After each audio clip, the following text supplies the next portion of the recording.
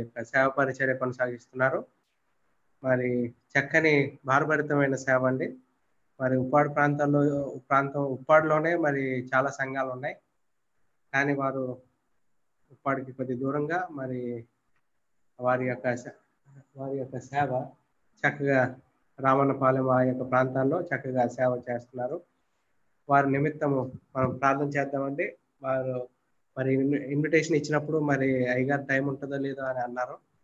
కానీ మరి మన యొక్క ఆహ్వానాన్ని మన్నించి మరి వారి యొక్క అమూల్యమైన సమయాన్ని మాకు ఇచ్చారు కాబట్టి వారికి ప్రభుపేట వందనాలు తెలియజేస్తున్నాం.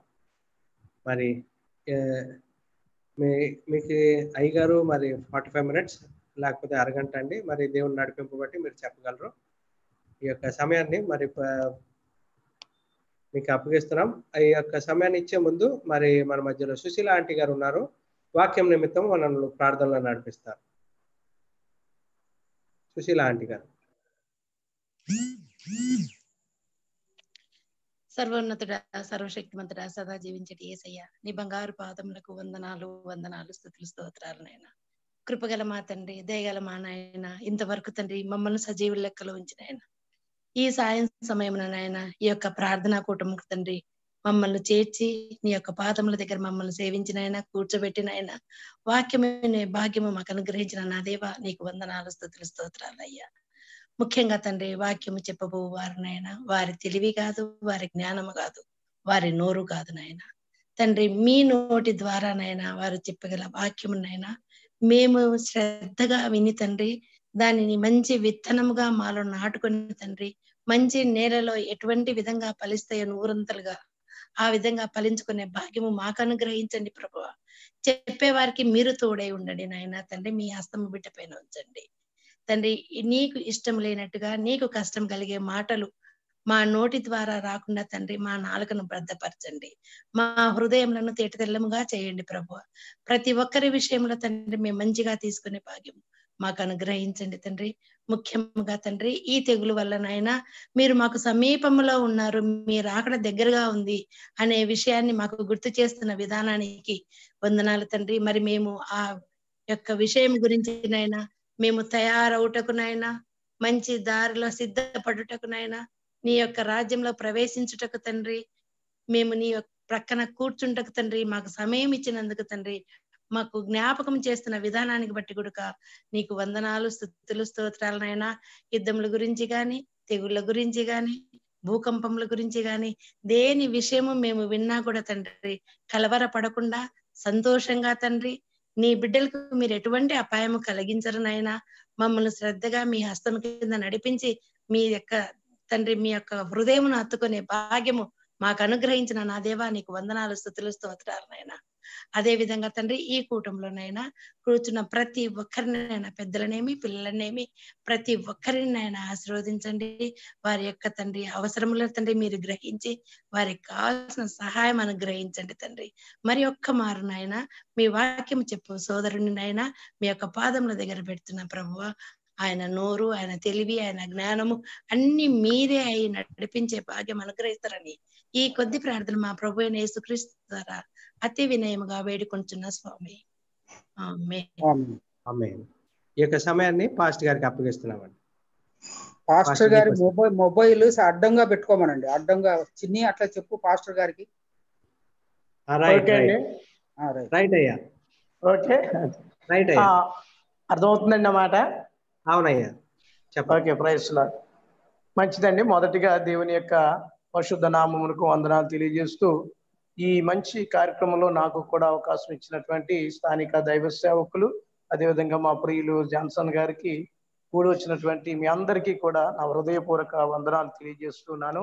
దేవుడు మనలను మన కుటుంబాలను ఎల్లప్పుడూ కూడా దీవించి ఆశీర్వదించునుగాక. ఆమేన్. Praise God. మంచిది. ప్రియమైన దేవుని పిల్లలారా, దేవుని యొక్క మహాకృపను బట్టి మనకున్న కొద్ది సమయంలోనే మనము మంచిగా దేవుని యొక్క వాక్యము వినడానికి మనము సిద్ధపడదాము. ప్రతి ఒక్కరు కూడా శ్రద్ధగా దేవుని యొక్క మాటలు వినాలని మీకు హృదయపూర్వకంగా తెలియజేస్తున్నాను. ఎందుకంటే దేవుని యొక్క మాటలు జుంటి తేనె దారుల కంటే మధురమైనవి, దేవుని యొక్క మాటలు వెండి బంగారముల కంటే కోరదగినవి, అన్నిటికంటే ముఖ్యంగా ఆయన నోటి మాటల వలనే మనము జీవిస్తున్నాం. కాబట్టి అటువంటి శ్రేష్టమైనటువంటి మాటలు దేవుడు మనతో మాట్లాడుతున్నప్పుడు శ్రద్ధగా వినాలని మీకు మరొకసారి ప్రేమపూర్వకంగా విజ్ఞప్తి చేస్తున్నాను. రోజు వాక్య భాగంలోనికి మనం వెళ్ళినట్లయితే పేతురు గారు రాసినటువంటి 2వ పత్రిక 1వ అధ్యాయము 4వ వాక్యం మనము చదువుకుని ముందుకు వెళదాము. ఆ వాక్యము ఈ విధంగా సెలవిస్తుంది. చదవడానికి అవకాశం ఉంటుందండి, లేదా నేనే చదవాలా? పేతురు గారు రాసినటువంటి 2వ పత్రిక ఓకే చదువుతున్నానండి. ఆ మహిమ గుణాతిశయములను బట్టి ఆయన మనకు అమూల్యములను అత్యధికములనైన వాగ్దానములను అనుగ్రహించి ఉన్నాడు. దురాశను అనుసరించుట వలన లోకమందున్న భ్రష్టత్వమును ఈ వాగ్దానముల మూలముగా మీరు తప్పించుకుని దైవ స్వభావమునందు పాలివారగునట్లు వాటిని అనుగ్రహించెను. చిన్న ప్రార్థన చేసుకుందామండి. స్తోత్రాలు ప్రభువా, పరిశుద్ధుడా, మీకు వందనాలు. ఈ మంచి ప్రభువా రాత్రికాల సమయంలో మాతో మాట్లాడడానికి మీరు మాకు ఇచ్చినటువంటి వాక్య భాగమును బట్టి మీకు వందనాలు తెలియజేస్తున్నాం ప్రభువా. ఈ వాక్యము ద్వారా మాతో మాట్లాడండి. మీరు మాట్లాడుతున్న ప్రతి మాటను అర్థం చేసుకుని మా హృదయాలలో భద్రపరుచుకుని ఆ వాక్యానుసారంగా అయినా మా జీవితాలు దిద్దుకోవడానికి అయినా మీ కృపలో ప్రభువా మమ్మల్ని జ్ఞాపకం చేసుకోండి. యేసయ్యా, మీరు వచ్చే వరకు లేకపోతే మేము పోయే వరకు మీరు మాకు ఇచ్చినటువంటి రక్షణను జాగ్రత్తగా మేము కాపాడుకుంటూ అయినా ఇదిగో తండ్రి మీ ఎదుట సిగ్గుపడనక్కర్లేని వ్యక్తులుగా మేము నిలబడడానికి సహాయము దయచేయండి. మీ చిత్తము మా పట్ల జరిగించి మహిమ ఘనత ప్రభావములు మీరే పొందుకోమని మా రక్షకుడైన యేసుక్రీస్తు శ్రేష్టమైన నామములో ఈ ప్రార్థన అడిగి వేడుకుంటున్నాను పరమ తండ్రి. Amen, amen. Praise Lord. మంచిది ప్రియమైన దేవుని బిడ్డలారా, ఈ వాక్యాన్ని మనము చాలా సార్లు చదివే ఉంటాము. అదేవిధంగా దైవ సేవకులు చెప్పగా మనం విని ఉంటాం. అయినప్పటికీ పరిశుద్ధాత్మ దేవుడు మరొకసారి ఈ వాక్య భాగంలో నుంచి మనతో మాట్లాడాలనుకుంటున్నారు కనుక మనము వాక్యాన్ని శ్రద్ధగా వినడానికి ప్రయత్నం చేద్దాం. దురాశ వలన ప్రియమైన దేవుని బిడ్డలారా లోకములో భ్రష్టత్వం ఎంటర్ అయింది. దురాశ వలన లోకంలో భ్రష్టత్వం ఎంటర్ అయితే ఆ భ్రష్టత్వం నుంచి మనల్ని విడిపించడానికి దేవుడు కొన్ని అమూల్యమైనటువంటి వాగ్దానములు చేసి ఉన్నాడు. గమనించండి ప్రియమైన దేవుని బిడ్డలారా, దేవుడు అమూల్యమైనటువంటి వాగ్దానములు మన కోసము దేవుడు చేస్తున్నాడు. ఎందుకు ఈ వాగ్దానములు చేయాలి అంటే దురాశ వలన అనుసరించుట వలన లోకమందున్న భ్రష్టత్వమును ఈ వాగ్దానముల మూలముగా మీరు తప్పించుకొనుటకు. దురాశ అంటే మనందరికీ కూడా తెలుసు. ఎలాగ ఈ భ్రష్టత్వం మనుషుల్లో ఎంటర్ అయిందంటే అవ్వ ఆదాములను దేవుడు చేసి ఏదైనా తోటలో ఉంచినప్పుడు దేవుడు చెప్పాడు, ఈ ఏదైనా తోటలో ఉన్నటువంటి ప్రతి వృక్ష ఫలములను మీరు తినవచ్చు, కానీ ఒక వృక్ష ఫలమును తినకూడదు అని చెప్పేసి దేవుడు అన్నాడు. అన్ని వృక్ష ఫలాలు ఎన్ని వృక్ష జాతులు అయితే ఉన్నాయో, ఎన్ని వృక్షాలు అయితే ఉన్నాయో అన్ని ఫలాలు కూడా తినండి, కానీ ఈ మంచి చెడులు తెలివినిచ్చే వృక్ష ఫలము తినొద్దని ప్రభు చెప్పినప్పుడు ఇవన్నీ కూడా పక్కన పెట్టి ప్రభు ఏదైతే వద్దన్నాడో అదే ప్రియమైన దేవుని బిడ్డలారా తిన్నట్లుగా మనకి ఆ వాక్యము తెలుసు. దాన్ని ఏమంటారంటే దురాశ అంటారు. ఎందుకంటే దేవుడు తినడానికి, వారి ఆకలి తీర్చుకోవడానికి, వారికి కావలసినటువంటి ప్రతి ఈవిని కూడా ఆ తోటలో దేవుడు పెట్టాడు. కానీ దురాశ ఏంటంటే అవన్నీ కూడా పక్కన పెట్టి దేవుడు ఏదైతే చేయొద్దన్నాడో అది చేయడం వల్ల భ్రష్టులు అయిపోయే మనుషులు. ఆ భ్రష్టత్వము ఆదాములో నుంచి అవ్వకు, అవ్వలోంచి ప్రియమైన దేవునిలారా అవ్వలో నుంచి ఆదాముకు, ఆదాములో నుంచి సర్వ మానవాళికి కూడా సంక్రమించినట్లుగా మనం తెలుసు. వారు చేస్తున్నటువంటి దురాశ వలన ఏమైందంటే మొట్టమొదటిగా దేవుని యొక్క స్వారూప్యమును కోల్పోయాం. రెండవదిగా దేవుని యొక్క సహవాసాన్ని కోల్పోయాం. ఈ రెండు ప్రియమైన దేవునిలారా దేవుని యొక్క ఉనికిలోంచి మనం లేకుండా ప్రత్యేకమైపోయాం. అయితే దేవుడు ప్రేమమయుడై ఉండి, దేవుడు కృపగల దేవుడై ఉండి మనతో సహవాసము ఆయన ప్రియమైన దేవుడిలో కోరుకుని మనము భ్రష్టులమైనా సరే మరలా మనను బాగు చేసుకోవడానికి, మరలా తన యొక్క స్వారూప్యంలోనికి మనను మార్చుకోవడానికి, మరలా దేవుడితో సహవాసము మరలా ప్రియమైన మనకు కల్పించడానికి మానవులను ప్రేమించి ప్రధానమైనటువంటి 4 అమూల్యమైన వాగ్దానములు ప్రభు చేశారు. అమూల్యము అనగా మనందరికీ కూడా తెలుసు, వెల కట్టలేనివి అని అర్థం. అమూల్యం అంటే దానికి ఎంత ఫిగర్ అని చెప్పేసి మనము డిసైడ్ చేయలేం. ఈ లోకంలో ఎంతో విలువైనటువంటి వస్తువులు ఉన్నాయి, ఎంతో విలువైనటువంటి వజ్రాలు ఉన్నాయి, ఎంతో విలువైనటువంటి ప్రియమైన దేవుని బిడ్డలారా రకరకాల థింగ్స్ మనందరికీ కూడా తెలుసు. అయితే బైబిల్ చెప్తున్నటువంటి మాట, ఈ మానవాళిని ప్రేమించి, సర్వ మానవ జాతిని దేవుడు ప్రేమించి అమూల్యమైనటువంటి 4 వాగ్దానములు ప్రభు చేశారు. అమూల్యమైనటువంటి అంటే వాటికి ఏమి ఇచ్చినా సరే మనము వెల చెల్లించలేం. చివరాఖరికి మనము ప్రాణాత్మకంగా లేకపోతే సజీవ యాగముగా ఆయనకు మనం సమర్పించుకున్న వాటికి మనం వెల కట్టలేం. అందుకని వాటికి పెట్టిన పేరు ఏంటంటే అమూల్యమైనటువంటి వాగ్దానములు. ఈ అమూల్యమైనటువంటి వాగ్దానముల వల్ల మనిషి ఏం చేస్తున్నాడంటే భ్రష్టత్వం నుంచి విడుదల పొంది మరలా దేవునితో సహవాసాన్ని ఏర్పాటు చేసుకుంటున్నాడు. ఈ భ్రష్టత్వం నుంచి విడుదల పొంది మరలా దేవుని యొక్క దైవ స్వభావంలోనికి మారుతున్నాడు. ఇంతకీ ఏమిటి ఆ 4 యొక్క అమూల్యమైన వాగ్దానములు అని మనము ఆలోచన చేస్తున్నట్లయితే చూడండి ప్రియమైన దేవుని బిడ్డలారా, దేవుని యొక్క వాక్యంలో రాయబడి ఉంది. 1 పేతురు 2వ అధ్యాయము 1 పేతురు 2వ అధ్యాయము 7వ వాక్యాన్ని నేను చదువుతున్నాను. విశ్వసించుచున్న మీకు ఆయన అమూల్యమైన వాడు. దేవునికి స్తోత్రం, హల్లెలూయా. దేవుని యొక్క వాక్యం చదివిస్తుంది, విశ్వసించుచున్న మీకు ఆయన అనగా ప్రభు అయినటువంటి యేసు క్రీస్తు అమూల్యమైనటువంటి వాడు.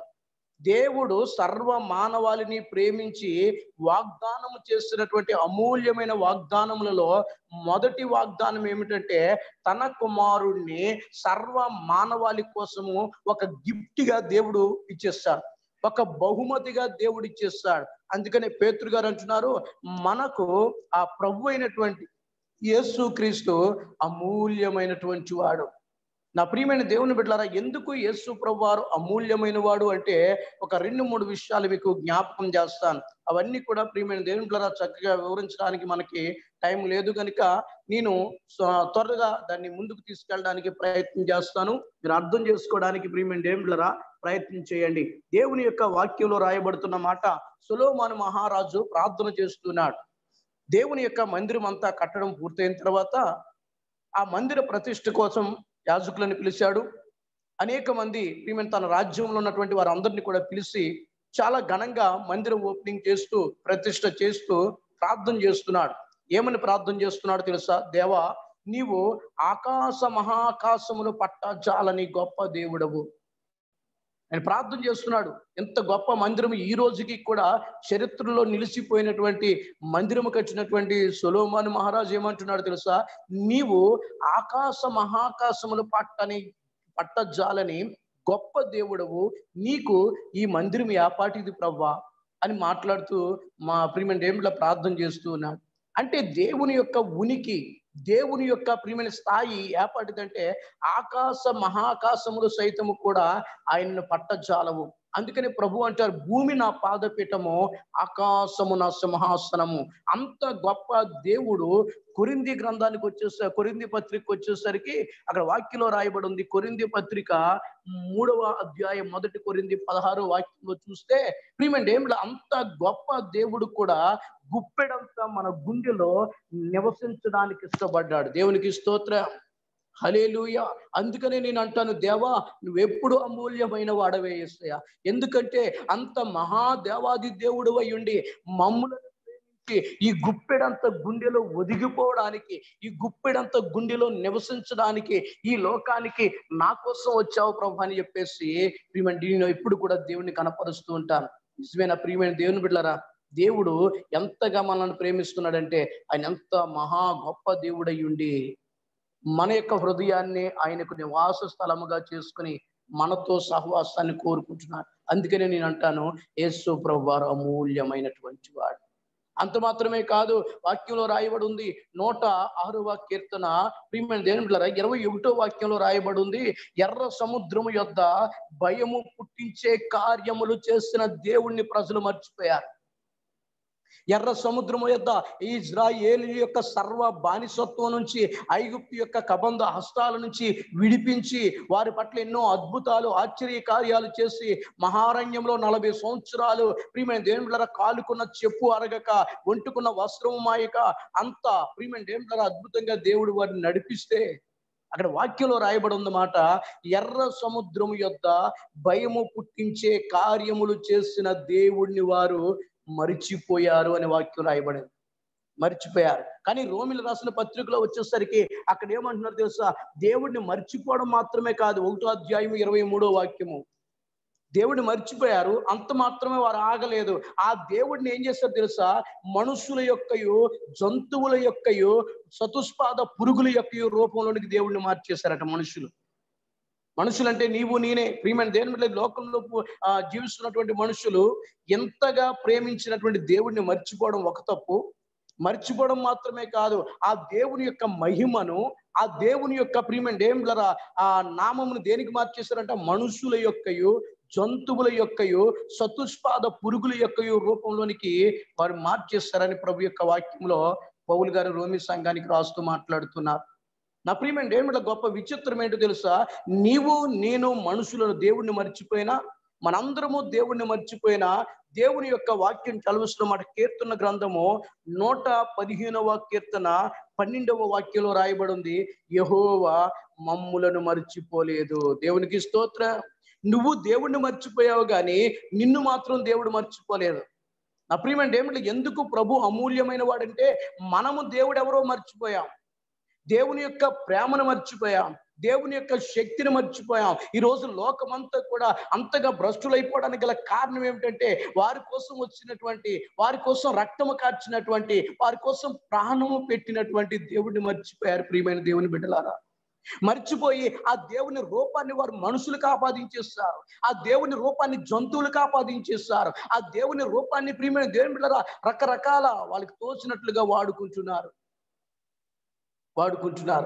అయితే దేవుని యొక్క వాక్యం చదవలసిన మాట, ఎంత చేసినా దేవుడు నిన్ను మర్చిపోలేదు, యెహోవా మమ్ములను మర్చిపోలేదు. యెషయా గ్రంథంలో రాయబడి ఉంటది, ఇదిగో స్తన్యం ఇచ్చి పెంచినటువంటి తల్లి అయినా నిన్ను మర్చిపోతుందేమో గాని నిన్ను మాత్రం నేను మరువను, చూడుము నా అరచేతుల్లో నిన్ను చెక్కుకున్నాను. ప్రియమైన దేవుని బిడ్డలారా, ఆయన రూపాన్ని మనము జంతువుల రూపానికి మార్చేస్తాం కానీ నీ రూపాన్ని, నా రూపాన్ని ఆయన ఏం చేశారు తెలుసా, అరచేతుల్లో చెక్కుకుని చూసుకుంటున్నాడండి. అరచేతుల్లో చెక్కుకుని, అయ్యో నా బిడ్డ, అయ్యో నా యొక్క ప్రభు సహోదరి, అయ్యో నా కుమార్తె, నా కుమారుడు అన్నట్లుగా దినము కూడా నీ రూపాన్ని చూసుకుని మురిసిపోతూ ఉన్నాడు, నీ రూపాన్ని చూసుకుని సంతోషిస్తూ ఉన్నాడు. అందుకనే నేను అంటాను, యేసు ప్రభు అమూల్యమైనటువంటి వాడు. అటువంటి దేవునికి మనం ఏమి ఇచ్చినా వెల చెల్లించలేమండి, వెల చెల్లించలేం. కాబట్టి నా ప్రియమైన దేవుని బిడ్డలారా, దేవుడు చేసిన మొదటి వాగ్దానం ఏమిటంటే, ప్రియమైన యేసు ప్రభు వారిని ఈ లోకానికి ఒక అమూల్యమైనటువంటి వ్యక్తిగా, ఒక అమూల్యమైనటువంటి వాగ్దానముగా దేవుడు ప్రియమైన మనకు అనుగ్రహించి ఉన్నాడు. కాబట్టి నా ప్రియమైన దేవుని పిల్లలారా, నా ప్రియమైనటువంటి స్నేహితులారా, ఎంత గొప్ప భాగ్యము మనము ప్రియమైన పొందుకుని ఉన్నాము. అంత మాత్రమే కాదు, ఎందుకు యేసు ప్రభు వారిని అమూల్యమైన వాడు అంటానో తెలుసా, ప్రియమైన దేవుని పిల్లరా వాక్యంలో రాయబడుతున్న మాట, మనము దరిద్రులమై ఉండగా, మనము పాపులమై ఉండగా, మనలను నీతిమంతులు చేయడానికి, మనలను ధనవంతులు చేయడానికి ఆయన దరిద్రుడు అయ్యాడని వాక్యంలో రాయబడింది. ఆయన ప్రియమైన దేవుడు ధనవంతుడై ఉండి, ఆయన ప్రియమైన దేవుడు శ్రీమంతుడై ఉండి, ఆయన గొప్పవాడై ఉండి, నిన్ను గొప్పవాడిని చేయడానికి, నన్ను ధనవంతుడిని చేయడానికి, మనలను నీతిమంతుని చేయడానికి పాపి స్థానములో ఆయన నిలబడ్డాడు, నీతిమంతుని స్థానములో మనలను నిలబెట్టాడు. ఆ ప్రియమైన దేవుని బిడ్డలారా, నా ప్రియమైనటువంటి స్నేహితులారా, అందుకనే దేవుని యొక్క ప్రేమ గురించి, దేవుని యొక్క ఉనికి గురించి మాట్లాడుతున్నప్పుడు నా హృదయం ఎంతో ఉప్పొంగుతూ ఉంటుంది. ఎందుకంటే ఆయన నా పట్ల చేసిన ఆశ్చర్య కార్యములు అటువంటివి, ఆయన సర్వ మానవాళి పట్ల చేసినటువంటి ఆ అద్భుతములు అటువంటివి. కాబట్టి ప్రియమైన దేవుని బిడ్డలారా, ఆయన అమూల్యమైనటువంటి వాడు. ఆయనకు మనం ఏమిచ్చినా ఎంత ఇచ్చినా వెళ్ళ కట్టలేనటువంటి ప్రేమ యేసు ప్రభువారి ప్రేమ. ఇప్పుడు చెప్పండి, మొదటగా దేవుడు మనకి చేసినటువంటి అమూల్యమైన వాగ్దానం ఏమిటంటే యేసు ప్రభువారని తన ప్రియ కుమారుణ్ణి దేవుడు మనకు ఒక గిఫ్ట్గా, దేవుడు మనకు ఒక బహుమానంగా ఇచ్చేస్తాడు. రెండో వాగ్దానం ఏమిటి అని ఆలోచన చేస్తే చూడండి ప్రియమైన దేవుని బిడ్డలారా, ప్రియమైనటువంటి దేవుని పిల్లలారా, అదే పేతురు రాసినటువంటి మొదటి పత్రిక 1వ అధ్యాయము 9వ వాక్యాన్ని కనుక మనం చదివితే అక్కడ రాయబడినటువంటి మాట ప్రియమైన దేవుని బిడ్డలారా మనము జ్ఞాపకం చేసుకుందాము. పేతురు గారు రాసినటువంటి మొదటి పత్రిక 9వ అధ్యాయము. మీరు ఆయనను చూడకపోయినను ఆయనను ప్రేమించున్నారు, ఇప్పుడు ఆయనను కన్నులారా చూసి విశ్వసించున్నారు. మీ విశ్వాసమునకు ఫలము అనగా ఆత్మలకు రక్షణ పొందుచు చెప్పసఖ్యము మహిమాయుక్తమునైన సంతోషం గలవారై ఆనందించుచున్నారు. దేవునికి స్తోత్రం. 19వ వాక్యంలో మనకు చూస్తే, 9వ వాక్యం కాదు ప్లీజ్, 19వ వాక్యము, పేతురు గారు రాసిన మొదటి పత్రిక 1వ అధ్యాయము 19వ వాక్యము. అమూల్యమైన రక్తము చేత అనగా నిర్దోషమును నిష్కలంకమునగు గొర్రె పిల్ల వంటి క్రీస్తు రక్తము చేత విమోచించబడితిరని మీరు ఎరుగుదురు. దేవునికి స్తోత్రం. హల్లెలూయా. రెండవ అమూల్యమైన వాగ్దానం ఏమిటంటే యేసు క్రీస్తు రక్తము అమూల్యమైనటువంటి రక్తము. యేసు క్రీస్తుకి వెల కట్టలేము, తర్వాత యేసు క్రీస్తు యొక్క రక్తానికి కూడా వెల కట్టలేము. అర్థమవుతుందన్న ప్రియమైన దేవుని బిడ్డలారా, దేవుడు ఈ అమూల్యమైన వాగ్దానములు ఎందుకు చేశాడు అంటే మనము భ్రష్టత్వం నుంచి విడుదల పొంది దైవ స్వభావము పొందాలని, మనము భ్రష్టత్వం నుంచి విడుదల పొంది ప్రియమైన దేవుళ్ళరా దైవ సహవాసమును మనం కలిగి ఉండాలని దేవుడి వాగ్దానములు చేస్తాడు. రెండో వాగ్దానము ఆయన రక్తము అమూల్యమైనటువంటి రక్తము. యేసు ప్రభువు రక్తము ప్రియమైన దేవుళ్ళరా అమూల్యమైనటువంటి రక్తము. ఆయన రక్తమును ప్రియమైన దేవుళ్ళరా మనం వెల కట్టలేము. నీవు నేను ప్రియమైన దేవుళ్ళరా ఇదిగో గొర్రెల ఆ రక్తము చేతనైనను, లేకపోతే ఎట్ల రక్తము వలనైనను, మేకల రక్తం వలనైనను మనుష్యుకి పాప క్షమాపణ కలగదని ఇబ్రీ రాసిన పత్రికలో రాయబడి ఉంది. ఏ విధమైనటువంటి రక్తము చేత కూడా మనకు పాప క్షమాపణ కలగదు. ఒక శ్లోకం రాయబడి ఉంది, సర్వ పాప పరిహారార్థం రక్త ప్రోక్షణం అవశ్యం, తది రక్తం పరమేత్మేన పుణ్యదాన బలియాగమని. అంటే సర్వ మానవ పాపం పోవాలి అంటే రక్త ప్రోక్షణ అవశ్యం, అంటే రక్తము చిందించబడడం తప్పనిసరి అని అర్థం. అయితే మన పూర్వీకులు మన పితరులు ఏం చేస్తున్నారు తెలుసా, పాపం పోవాలంటే రక్తం చిందించడం ఆవశ్యకం కాబట్టి గొర్రెల రక్తం, కోళ్ల రక్తం, ఎడ్ల రక్తం, రకరకాల ప్రియమైన మేకల రక్తం సిందిస్తూ ఉన్నారు. అయితే బైబిల్ చెప్తున్న మాట, ఎడ్ల యొక్కయో కోళ్ల యొక్కయో మేకల యొక్కయో రక్తము పాపము తీసివేయుట అసాధ్యము. అందుకనే వాక్యంలో రాయబడినటువంటి మాటను కనుక మనం జ్ఞాపకం చేసుకుంటే ప్రియమైన దేవుని బిడ్డలారా, యోహాను రాసిన మొదటి పత్రిక 1వ అధ్యాయము 7వ వాక్యంలో రాయబడి ఉంది, యేసు రక్తము మనలను ప్రతి పాపముల నుండి పవిత్రులుగా చేయును. యేసు క్రీస్తు రక్తము మనలను ప్రతి పాపము నుంచి కూడా పవిత్రులుగా చేస్తుంది. ఈ లోకంలో ప్రియమైన దేవుని బిడ్డలారా ఏంటిది మరక మచ్చ ఏదైనా పోవాలంటే రకరకాల యాసిడ్లు వాడతాం, రకరకాల ప్రియమైన సబ్బులు వాడతాం, రకరకాల లిక్విడ్స్ వాడుతూ ఉంటాం. మంచిదే, అవన్నీ కూడా ప్రియమైన పైకి కనబడే మరకలను పోగొట్టడానికి ఉపయోగపడే ప్రియమైన దేవుళ్ళరా ఆ వస్తువులు. కానీ నీ హృదయములో ముద్ర వేయబడిన పాపం అనేటువంటి ఆ ముద్రలను, నీ హృదయంలో ముద్రించబడినటువంటి ఆ పాపం అనే డాగులను కలగడానికి, శుద్ధి చేయడానికి ఏ విధమైనటువంటి ప్రియమైన దేవుళ్ళరా వస్తువులను వాడతావు, అయితే ఏ విధమైన లిక్విడ్స్ వాడతావు, ఏ విధమైనటువంటి యాసిడ్లు వాడతావు? లేదు. దేవుని యొక్క వాక్యం చదవలసిన మాట, ప్రతి పాపమును కూడా కడగగలిగినటువంటి ఆ శక్తి యేసుక్రీస్తు రక్తానికి ఉంది. యేసుక్రీస్తు రక్తము పాపముల పైన ఒక యాసిడ్ వలె పనిచేస్తుంది. యెషయా గ్రంథం 1వ అధ్యాయము 25వ వాక్యంలో రాయబడి ఉంది, క్షారము వేసి నీ మొస్తంతా నేను కడిగేస్తానంటాడు. క్షారం అంటే యాసిడ్. సబ్బుల తయారీలో వాడతారు, క్షారాలు ఆమ్లాలు అంటాం. క్షారం అనగా ప్రియమైన దేవుని బిడ్డలారా యాసిడ్. ఆ యాసిడ్ వేసంట దేవుడు అంటే మన పాపములన్నీ కడిగేస్తాడు. ఏంటి ఆ యాసిడ్? యేసు క్రీస్తు రక్తమే పాపములకు ఒక యాసిడ్ గా పనిచేస్తూ ఉంటది. కాబట్టి ప్రియమైన దేవుని బిడ్డలారా, యేసుక్రీస్తు రక్తము అమూల్యమైనటువంటి రక్తము. ఆ రక్తము ద్వారానే మన ప్రతి పాపములకు కూడా విడుదల కలుగుతున్నది. ఆ రక్తము చేతనే ప్రతి ఒక్క మానవాళి కూడా శుద్ధి చేయబడుతూ ఉన్నాము. అంత మాత్రమే కాదు, వాక్యం చలవిస్తున్న మాట, ప్రతి మొదటి నెలలో మొదటి వారము కానీ మనకు అనుకూలమైనటువంటి వారంలో ఏదో ఒక వారంలో ప్రభువల్ల కార్యక్రమంలో పాలు పంపులు పొందుతాం. ఎందుకో తెలుసా?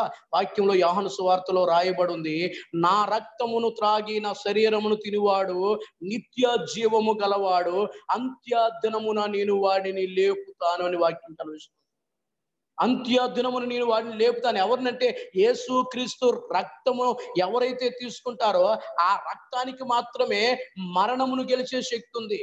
ప్రభు వల్ల కార్యక్రమంలో పాలు పంపులు పొందకుండా నువ్వు మరణాన్ని జయించలేవు. ప్రియమైన దేవుని బిడ్డలారా, చాలా మందికి తెలియక ప్రభు వల్ల కార్యక్రమానికి దూరంగా ఉంటూ ఉంటారు. ఎందుకు ఆ ప్రభు వల్ల కార్యక్రమాన్ని అంత నిష్టగా, అంత పవిత్రంగా, అంత పరిశుద్ధంగా ఆచరించాలో తెలుసా? ఆ యేసుక్రీస్తు రక్తము మనలో ఉంటేనే కడబూర శబ్దం మోగినప్పుడు ఆ రక్తము మరణమును గెలిచి మనల్ని పైకి లేపుతుంది. నీ రక్తానికి నా రక్తానికి మరణాన్ని గెలిచే శక్తి లేదు, మరణాన్ని జయించే శక్తి లేదు.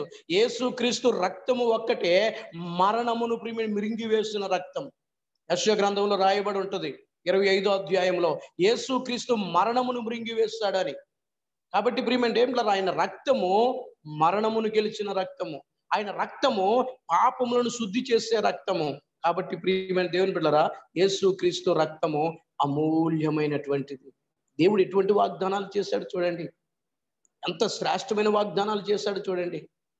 మూడోదిగా మనం ఆలోచన చేసినట్లయితే మనం త్వరగా ముందుకు వెళ్ళడానికి ప్రయత్నం చేద్దాం.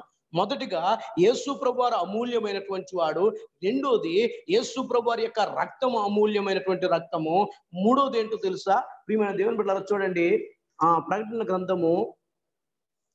ప్రకటన గ్రంథం కనుక మనం చూస్తే అక్కడ రాయబడి ఉంది 21వ అధ్యాయములో, ప్రకటన గ్రంథము 21వ అధ్యాయములో ప్రియమైన దేవుని బిడ్డలారా ఈ విధంగా రాయబడి ఉంది. 21వ అధ్యాయము 10-11 వచనాల్లో, ఆత్మవశుడైన నన్ను ఎత్తైన గొప్ప పర్వతం మీదకి తీసుకుని పోయి యెరూషలేము అను పరిశుద్ధ పట్టణము దేవుని మహిమ గలదై పరలోకమందున్న దేవుని యొద్ద నుండి దిగువచ్చుట నాకు చూపెను. దాని అందలి వెలుగు తగదగ మెరియు సూర్యకాంతము వంటి అమూల్యమైన రత్నములను పోలి ఉన్నది. మూడవ శ్రేష్టమైన అమూల్యమైన వాగ్దానం ఏంటో తెలుసా? ఎవరైతే యేసుక్రీస్తు యందు విశ్వాసం ఉంచుతారో, ఎవరైతే ఆ యేసుక్రీస్తు యొక్క రక్తములో కడగబడతారో, మూడవదిగా అమూల్యమైనటువంటి పరలోక రాజ్యాన్ని వారికి వాగ్దానంగా దేవుడు ఇచ్చి ఉన్నాడు. ప్రియమైన దేవుని బిడ్డలారా, ఆ మాటలు, ఆ యొక్క ప్రియమైన ఆలోచన మనకు కలిగినప్పుడు చాలా సంతోషం అనిపిస్తుందండి. చాలా మంది తెలియక అనుకుంటారు, ఈ లోకంలో నేనేమి లేనటువంటి వాడను, దిక్కు లేనటువంటి వాడను, ప్రియమైన ఏ విధమైనటువంటి ఆధారము లేనటువంటి వాడిని అనుకుంటా. లేదు నా ప్రియమైన దేవుని బిడ్డలారా, దేవుడు నీ కోసము వెలకట్టలేని వాగ్దానములు చేస్తాడండి. అమూల్యమైనటువంటి వాగ్దానము, పరలోక రాజ్యము ప్రియమైన అమూల్యమైనటువంటిది. అది దానికి ఎవరు కూడా వెలకట్టలేము, ఒక వ్యక్తి వ్యాపారం చేస్తున్నాడు, పరలోక రాజ్య ఉపమానాలు యేసు ప్రభువారు చెప్తున్నారు. మత్తయి సువార్త 13వ అధ్యాయం చదివితే ఆ అధ్యాయంలో ఇంచుమించుగా 8 రకాల పరలోక ఉపమానాలు చెప్పారు యేసు ప్రభువారు. ఉపమానాలు చెప్తూ ఏమంటారు తెలుసా? పరలోక రాజ్యము ఒక మంచి ముత్యములను కొనవెదుకుచున్న వ్యాపారిని పోలి ఉన్నది. పరలోక రాజ్యం ఒక మంచి ముత్యములను కొనవెదుకుతున్న వ్యాపారిని పోలి ఉన్నది. ఆ ముత్యము సంపాదించడానికి ఒక వ్యక్తి ఏం చేస్తాడు తెలుసా? తనకు కలిగి ఉన్నదంతా కూడా అమ్మేసి ఆ ముత్యమును సంపాదించాడట. ఆ ప్రియమైన దేవుని బిడ్డలారా, తనకు కలిగి ఉన్నదంతా కూడా అమ్మేశాడు. ఎందుకో తెలుసా? ఆ ముత్యం ముందు ఇదంతా కూడా వృధా. ఒక వ్యక్తి అన్నారు, మన పౌలు గారు మాట్లాడుతున్నారు, ఏమన్నా తెలుసా? అయ్యా, ఆ ముత్యము కోసము ఈ లోకాన్ని నేను పెంటగా ఎంచుకుంటానన్నాడు. ఈ లోకం పెంట ఆ ముత్యం ముందు. ఈ లోకం వృధా, ఈ లోకం వేస్ట్, ఇదంతా కూడా నేత్రాస, శరీరాస, జీవపు డంబమే. కానీ ఈ దీనులమైనటువంటి మమ్ములను ప్రేమించి, ఈ మట్టివారమైన మమ్ములను ప్రేమించి అమూల్యమైనటువంటి రాజ్యమును మాకు వాగ్దానం చేస్తావు. దానికోసం నువ్వు ప్రయాసపడుతున్నావా తల్లి? సహోదరుడా, దానికోసం నువ్వు పాటుపడుతున్నావా? ఈ లోకంలో బైబిల్లో రాయబడింది, ప్రసంగి గ్రంథంలో, నరుని కంటికి కనబడే ప్రతి దృశ్యము కూడా అదృశ్యం అయిపోతుంది. ఇది ఏది కూడా శాశ్వతం కాదు. సూర్యుని కింద ఉన్నది సమస్తము కూడా వ్యర్థమని వాక్యం చదివిస్తుంది. కానీ దేవుడు నీకు నాకు శాశ్వతమైనటువంటి రాజ్యమును ఆయన మనకి అమూల్యమైనటువంటి వాగ్దానముగా దేవుడు ఇచ్చాడండి.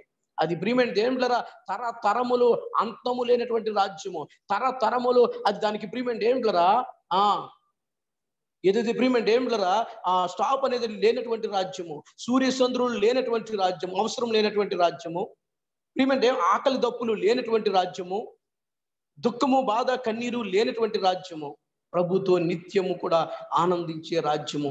దానికోసం మనం ప్రయాస. ఆ రాజ్యానికి మనం చేరుకోవాలంటే మొదటి వాగ్దానము యేసు ప్రభు వారిని రక్షకునిగా అంగీకరించాలి. రెండో వాగ్దానము అంగీకరించిన తర్వాత ఆ అమూల్యమైనటువంటి రక్తములో కడగబడాలి. కడగబడిన తర్వాత ప్రియమైన దేవుళ్ళరా అప్పుడు దేవుడు మనకి అమూల్యమైనటువంటి తన పరలోక రాజ్యాన్ని మనకి వాగ్దానంగా ఇస్తాడు. ఇంతకీ నాలుగో వాగ్దానం ఏంటి? ఒకటేమో యేసు ప్రభువారు అమూల్యమైన వాడు, రెండోది ప్రియమైన దేవుని బిడ్డలారా ఆయన రక్తం అమూల్యమైన రక్తము, మూడోది పరలోక రాజ్యం అమూల్యమైనటువంటిది, నాలుగోది ఏమిటి అని మనం ఆలోచన చేసినట్లయితే చూడండి, కీర్తన గ్రంథం కనుక మనం చూస్తే కీర్తన గ్రంథము 36వ కీర్తన 36వ కీర్తన గనక మనము ప్రియమైన దేవుని బిడ్డలారా చూసినట్లయితే అక్కడ శ్రేష్టమైనటువంటి ఒక వాక్య భాగాన్ని ప్రభు మన కోసము ఉంచి ఉన్నారు. 36వ కీర్తన 7వ వాక్యాన్ని నేను చదువుతున్నాను. దేవా నీ కృప ఎంతో అమూల్యమైనటువంటిది. దేవునికి స్తోత్రం, హల్లెలూయా. నాలుగో శ్రేష్టమైన అమూల్యమైన వాగ్దానం ఏమిటంటే దేవుని కృప. దేవుని కృప. నా ప్రియమైన దేవుని బిడ్డలారా యేసు ప్రభు వారి దగ్గరికి ఒక పాపి రావాలి అంటే, యేసు ప్రభు వారి యొక్క రక్తంలో ఒక పాపి కడగబడాలి అంటే, యేసు ప్రభు వారి రాజ్యంలో ఒక పాపి ప్రవేశించాలంటే దీని అన్నిటికీ మూల కారణం ఏంటి తెలుసా? దేవుని కృప.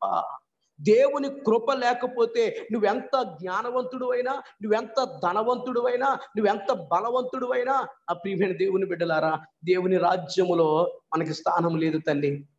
ప్రభు యొక్క వాక్యం చదివిస్తున్న మాట, ఇదిగో తండ్రి ఆకర్షిస్తే తప్ప ఎవరు కూడా నా యొద్దకు రాలేరని వాక్యం చదివిస్తుంది. ఈ రోజు నువ్వు ప్రభు యొద్దకు వచ్చావంటే నువ్వేదో గొప్పవాడు అని కాదు. ఈ రోజు నేను దేవుని యొక్క మాటలు ప్రకటిస్తున్నానంటే నేనేదో జ్ఞానవంతుడని కాదు. ఆ దేవుని కృప నన్ను ఆకర్షించింది, ఆ దేవుని కృప నిన్ను ఆకర్షించింది. ఆ దేవుని కృప ఎక్కడెక్కడో భ్రష్టులుగా తిరుగుతున్నటువంటి మనందరినీ కూడా ప్రియమైన ఏంటో ప్రభు యొద్దకు నడిపించి ఆయన రక్తములో కడగబడ్డానికి దేవుడు ప్రియమైన కృప చూపించారు. అంత మాత్రమే కాదు, పరలోకపు యాత్రలో, పరలోకపు ప్రియమైన ప్రయాణములో మనను పరుగు పందెంలో ఉంచడానికి ఆయన కృపే కారణమైంది. అందుకనే పౌలు గారు ఏమంటారు తెలుసా? ఆయన కృప చేతనే మనము రక్షించబడ్డాము. ఆయన కృప చేతనే మనం రక్షించబడ్డాము. నీ కులాన్ని బట్టో, నీ మతాన్ని బట్టో, నీ ప్రియమైన ఏండ్లరా జ్ఞానాన్ని బట్టో, చదువును ప్రియమైన ఏండ్లరా నీ పేరు పలుకుబడిని బట్టి కాదు. ఆ ప్రియమైన ఏండ్లరా మనందరము కూడా దేవుని కృప చేత రక్షించబడ్డాం. ఆయన కృపే యేసు ప్రభువారిని స్తుతించడానికి పాపికి అవకాశం ఇచ్చింది. ఆయన కృపే యేసుక్రీస్తు రక్తంలో కడగబడ్డానికి అవకాశం ఇచ్చింది. ఆయన కృపే ఆయన రాజ్యములోనికి నన్ను నడిపిస్తూ ఉంది. అందుకనే కీర్తనకారుడు అంటాడు, దేవా నీ కృప అమూల్యమైనదయ్యా, నీ కృప అమూల్యమైనటువంటిది. ఆయన కృప ప్రియమైన దేవుళ్ళరా ఎంత ప్రత్యేకమైనటువంటిది తల్లి. నువ్వు ఎదకకపోయినా దేవుడు ప్రియమైన మనల్ని ఎదుక్కుంటూ వచ్చాడు. వాక్యం చదివిస్తున్నమాట, నశించిన దానిని వెదకి రక్షించడానికి మనుష్య కుమారుడి లోకానికి వచ్చాడు. మనము ప్రభుని ఎదకకపోయినా, మనము కనబడిన రాయి రప్ప చెట్టు పుట్ట దేవుడు అనుకుంటూ దాంట్లో తిరుగుతూ దాంట్లో ప్రియమైన దేవుళ్ళరా జీవిస్తూ ఉండగా నశించిపోతున్న మనలను వెదుక్కుంటూ వచ్చాడండి దేవుడు. వెదుక్కుంటూ వచ్చాడు. యోహాను పత్రికలో రాయబడింది, మొదటి పత్రికలో, దేవుడే మొదట మనలను ప్రేమించాడు గనుక మనము దేవుణ్ణి ప్రేమించగలుగుతున్నాం. దేవుడే మొదట మనలను ప్రేమించాడు. పిలవకపోయినా నేను పలికాను అంటాడు ప్రభు. మీరు వెదకకపోయినా నేను దొరికాను అంటారు ప్రభు యెషయా గ్రంథంలో. మీరు వెదకకపోయినా నేను దొరికి తిని, మీరు పిలవకపోయినా నేను పలికి తిని అని. నిజమే, మనం ప్రియమైన దేవుడు ఆయన ఎప్పుడు కూడా తలంచుకోకపోయినా ఇదిగో నేనున్నానని మన ముందుకు వచ్చారు. ప్రియమండి ఏమిటి ఎప్పుడు కూడా మనం ఆయనను ప్రియమండి అడగకపోయినా మన అవసరతలు ప్రభు తీర్చారు. ఆయనే మనలను మొదట ప్రేమించారు కనుక రెండవదిగా మనము అతన్ని ప్రేమించగలుగుతూ ఉన్నాం. కాబట్టి నా ప్రియమైన దేవుని బిడ్డలారా, ఆయన కృప అమూల్యమైనటువంటిది తండ్రి.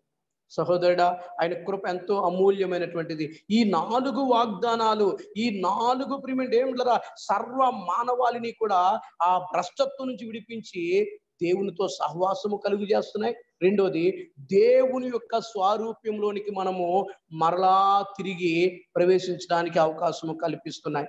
కాబట్టి ఏ విధంగా మనము ఆ ప్రభుని సేవిస్తున్నామో, ఏ విధంగా ప్రభుని మనం గణపరుస్తున్నామో అర్థం చేసుకోండి. ఒకవేళ ఈ వాగ్దానముల గురించి నీకు గనక తెలియకపోతే, ఈ రోజున ప్రభు ఎంత గొప్పవాడో, లేకపోతే ఆయన రక్తం ఎంత విలువైనదో, ఆయన రాజ్యం ఎంత శ్రేష్టమైనదో, దీనన్నిటికీ కూడా కారణమైన ఆయన కృప ఎంత ప్రత్యేకమైనదో గమనించి, నా ప్రియమైన దేవుని బిడ్డలారా, మొట్టమొదట యేసు ప్రభు వారి దగ్గరికి రావాలి. రెండోది, ఆయన రక్తంలో కడగబడాలి. మూడోది, దేవుని యొక్క రాజ్యానికి మనం వారసులుగా సిద్ధపడాలి. అంత మాత్రమే కాకుండా ఎన్నిటికీ కూడా మూల కారణమైన కృప. కాబట్టి నిత్యము కూడా ఆ దేవుడిచ్చినటువంటి అమూల్యమైన వాగ్దానములను మనం కలిగి ఆయన యొక్క వాక్యానికి అనుకూలంగా లోబడి జీవించి మనము దేవుని యొక్క రాజ్యంలో ఉండాలని ప్రేమపూర్వకంగా మీకు తెలియజేస్తూ ఈ కొద్ది మాటలు నేను ముగిస్తున్నాను. దేవుడి కొద్ది వాక్యము మన వినికిడిలో దీవించి ఆశీర్వదించును గాక. Amen. Amen. Praise Lord. Praise Lord అండి. ఇచ్చిన రూపసాయి గారికి ప్రభుపేట వందనాలు తెలియజేస్తున్నాం. మరి ఈ యొక్క వర్తమానాన్ని మనందరిలో ఫలించలాగున మన పరిస్థితి ఏంటి, మన యొక్క గురి ఏంటి, మన వాగ్దానాలు ఏంటి, మనం గుర్తెరుగుతున్నామా లేదా, మన యొక్క స్థితిగతులు ఏంటి అనేది మరొకసారి మనల్ని వాక్యం ద్వారా బలపరిచిన అయ్యగారిని బట్టి ప్రభుపేట వందనాలు తెలియజేస్తున్నాను. మనం ప్రార్థన చేసుకుందాం. మన మధ్యలో పాస్టర్ జర్మయ్య గారు ఉంటున్నారు.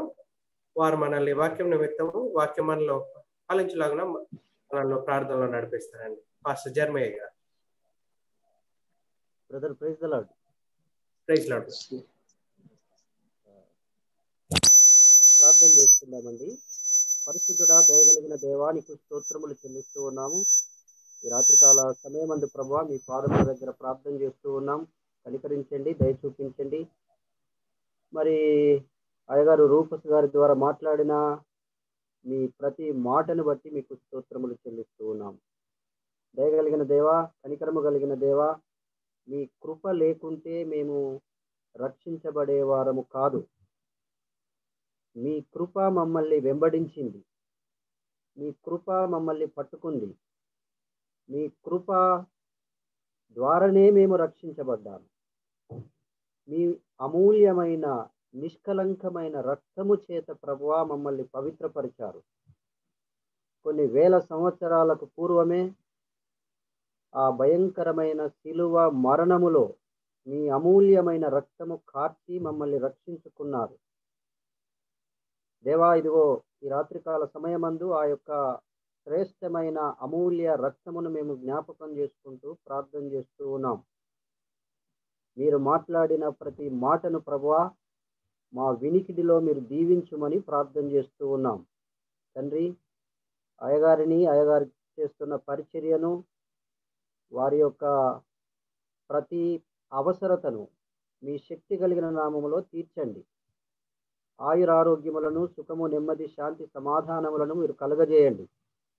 అదే రీతిగా ప్రభువా, మరి పూరిలో ఉంటూ దేవా కఠినమైన ప్రాంతాల్లో పరిచర్య చేస్తూ మరి ఈ విధంగా ఈ మీటింగ్ను నడిపిస్తూ ఉన్న కరుణాకరయ్య గారి కొరకు ప్రార్థన చేస్తూ ఉన్నాం. వారి సంఘమును దీవించండి, విస్తరించండి. ఆ ప్రాంతములో అనేకులకు దీవెనకరంగా, రక్షణకరంగా, అక్కడున్న ప్రాంత ప్రజలకు ఆశీర్వాదకరంగా ఉండటకు మీరు సహాయం చేయమని ప్రార్థన చేస్తూ ఉన్నాను. ఇదిగో మీటింగులో ఉన్న ప్రతి వ్యక్తిని ప్రభువా మీ వాక్యము ద్వారా మీరు దీవించినారని, మీరు మాట్లాడినారని దేవా, మీరు హెచ్చరించినారని, మీరు బుద్ధి చెప్పినారని దేవా మేము విశ్వాసం కలిగి మీ సన్నిధిలో ప్రార్థన చేస్తూ ఉన్నాం. దయ చూపించండి, కనికరించండి. ఈ వర్తమానము ద్వారా ప్రభువా ప్రతి కుటుంబంలో ఆశీర్వాదము కలిగినదని విశ్వాసం కలిగి ప్రార్థన చేస్తూ ఉన్నాం. సహాయము చేయండి. ఇదిగో నేను కూడా ప్రభువా మీ సన్నిధిలో ప్రార్థన చేసే భాగ్యాన్ని మీరు కలగజేసినందుకు, మా ప్రియులందరితో సహవాసం చేయడానికి ప్రభువా మీరు ఏర్పరిచిన ఈ యొక్క గొప్ప శ్రేష్టమైన సమయమును బట్టి మీకు స్తోత్రములు చెల్లిస్తూ ఉన్నాం. ఇదిగో మమ్మల్ని అందరినీ కూడా ప్రభువా మీ దయగలిగిన చేతులకు అప్పగిస్తూ, మీకే స్తోత్రములు చెల్లిస్తూ, మిమ్మల్ని మహిమపరుస్తూ, మీ శ్రేష్టమైన అమూల్యమైన రక్తమును మరి ఒకసారి జ్ఞాపకము చేసుకుంటూ, నజరేయుడైన పరిశుద్ధుడైన యేసు క్రీస్తు పరిశుద్ధమైన నామమున ప్రార్థన చేస్తూ ఉన్నాము తండ్రి. ఆమేన్. ఆమేన్. ఆమేన్. ప్రైజ్ లార్డ్ అండి. పాస్టర్ జర్మయ్య గారికి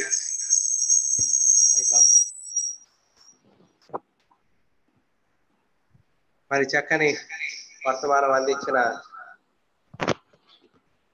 రూపసాయి గారికి ప్రభుపేట వందనాలు తెలియజేస్తున్నా. మరి ప్రార్థన చేసిన జర్మయ్య గారి బట్టి కూడా ప్రభుపేట వందనాలు తెలియజేస్తున్నాను. ఈరోజు చాలా సంతోషం అనిపించింది. చాలా మంది దైవజనులు ప్రభుదాస్ గారు హైదరాబాద్ నుంచి జాయిన్ అయ్యారు. వారికి కూడా ప్రభుపేట వందనాలు తెలియజేస్తున్నాను. మరి మా మధ్యలో ప్రభుదాస్ జర్మయ్య గారు, తర్వాత చాలా మంది సేవకులు జాయిన్ అయ్యారండి.